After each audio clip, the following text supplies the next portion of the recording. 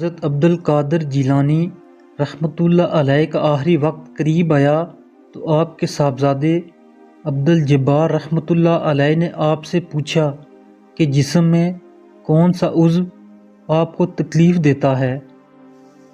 آپ نے فرمایا دل کے علاوہ باقی تمام اعضاء تکلیف دیتے ہیں، البتہ قلب کا اللہ کے ساتھ صحیح ربط ہے۔ پھر موت قریب آئی تو آپ کی زبان مبارک سے نکلا لا الہ الا اللہ، اس پاک و برتر اور زندہ ذات سے امداد و اعانت چاہتا ہوں جسے فنا نہیں، وہ پاک ہے اور اس کی ذات کی قدرت ہر چیز پر غالب ہے، اور اس نے بندوں کو موت سے مغلوب کر رکھا ہے۔ پھر آپ نے فرمایا لا الہ الا اللہ محمد الرسول اللہ۔ پھر آپ نے لفظ تعزز ادا کرنا چاہا، مگر آپ کی زبان مبارک سے صحیح طور پر یہ لفظ ادا نہ ہوتا تھا۔ آپ نے بار بار یہی لفظ کہنے کی کوشش کی، آخر تعزز کا لفظ اپنے صحیح تلفظ کے ساتھ آپ کی زبان مبارک سے ادا ہو گیا۔ پھر آپ نے 3 بار اللہ اللہ اللہ کہا، پھر آپ کی آواز پست ہوتی گئی، زبان مبارک تالو سے جا ملی اور آپ خالق حقیقی سے جا ملے۔ انا للہ و انا الیہ راجعون۔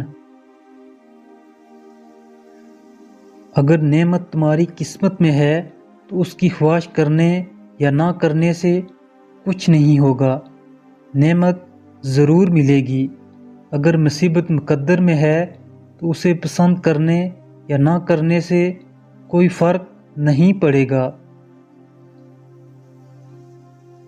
جب عسرت و نادانی کی کیفیت میں تمہارے دل میں نکاح کی خواہش پیدا ہو اور تم اس بوجھ کو برداشت کرنے کے قابل بھی نہ ہو تو خداوند کریم سے خوشحالی کی دعا کرو۔ دعا کرنا کہ یہ بلا جلد رفع ہو، یا صبر کرنا یا خدا کی مرضی کا بہانہ کرنا کچھ فائدہ نہ دے گا، مصیبت آ کر رہے گی۔ چنانچہ فاعل حقیقی خدا تعالیٰ کے فعل کے سامنے سر تسلیم ہم کرنے ہی میں عافیت ہے۔ اگر اس کی طرف سے نعمت ملی ہے تو شکر کرو، اگر مصیبت اور بلا آئی ہو تو صبر کا دامن تھام لو۔ خوشنودی حق تعالیٰ کے لیے مصیبت کو بھی نعمت سمجھو اور بیر تسلیم و رضا میں غرق ہو جاؤ۔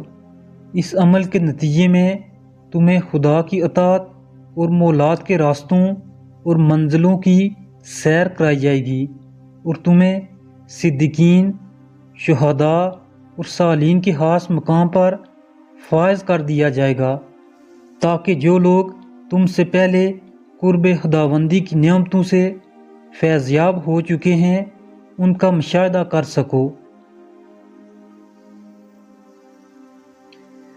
ہے نفس کے بندو، تم ان لوگوں کا مقابلہ نہ کرو جو صاحبان حال ہیں اور حق کے ساتھ واصل ہیں، کیونکہ تم اپنی خواہش کا اور وہ خداوند تعالیٰ کے غلام ہیں۔ تمہاری نگاہیں دنیا پر لگی ہوئی ہیں اور انہیں آخرت کی رغبت ہے، تو دنیا کی طرف نگراں ہے اور وہ ارض و سماء کے رب کی طرف دیکھتے ہیں۔ تو مخلوق سے آرام کا طالب ہے، وہ حق تعالیٰ سے۔ تیرا دل اہل زمین سے لگا ہوا ہے اور ان کے قلوب رب العرش سے جڑے ہوئے ہیں۔ تم جس چیز کی طرف دیکھتے ہو اسی کا شکار ہو جاتے ہو۔ واصلان حق وہ ہیں جو اپنے دیکھنے والوں کی طرف متوجہ نہیں ہوتے، بلکہ ہر چیز کے خالق کی طرف دیکھتے ہیں جو بظاہر دکھائی نہیں دیتا۔ انہوں نے تو رہائی پا لی اور نجات حاصل کر لی، اور تم خواہشات نفسانی کے قیدی ہو کر رہ گئے ہو۔ میں نے خواب میں دیکھا کہ مسجد سے مشابہ کسی جگہ پر ہوں، وہاں کچھ ایسے آدمی اکٹھے ہیں جو دنیا اور اہل دنیا سے قطع تعلق کیے ہوئے ہیں۔ میں نے سوچا اگر فلاں صالح بزرگ ہوتا تو انہیں شریعت کے آداب سکھاتا اور ہدایت کرتا۔ وہ لوگ میرے ارد گرد اکٹھے ہو گئے اور ان میں سے ایک نے مجھ سے پوچھا کہ آپ کیسے ہیں؟ میں نے کہا اگر تمہاری خواہش یہیں ہے تو یہیں صحیح۔ پھر میں نے ان سے کہا کہ جب تم مخلوق سے رشتہ توڑ کر خدا سے رشتہ جوڑ چکے ہو تو پھر چاہے کہ زبان بند رکھو اور کسی سے بھی کسی طرح کا بھی سوال نہ کرو۔ دل کی خواہش اور زبان سے مانگنے میں کچھ فرق نہیں ہے، اور یہ بھی یاد رکھو کہ چیزوں میں تغیر و تبدل کرنے اور بنانے بگاڑنے اور عزت بخشنے اور ذلت دینے میں خدا تعالیٰ کی ہر روز نئی شان ہوتی ہے۔ وہ کسی گروہ کو علیین کے مقام تک رفعت بخشتا ہے اور کسی کو اسفل السافلین میں گرا دیتا ہے۔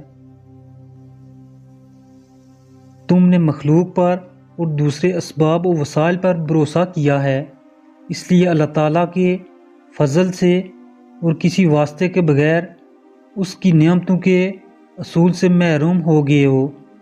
تم نے رزق حلال کو حضور صلی اللہ علیہ وسلم کے بتائے ہوئے طریقے سے حاصل کرنے کو چھوڑ دیا ہے، اس لیے مخلوق تمہارے درمیان حجاب بن گئی ہے۔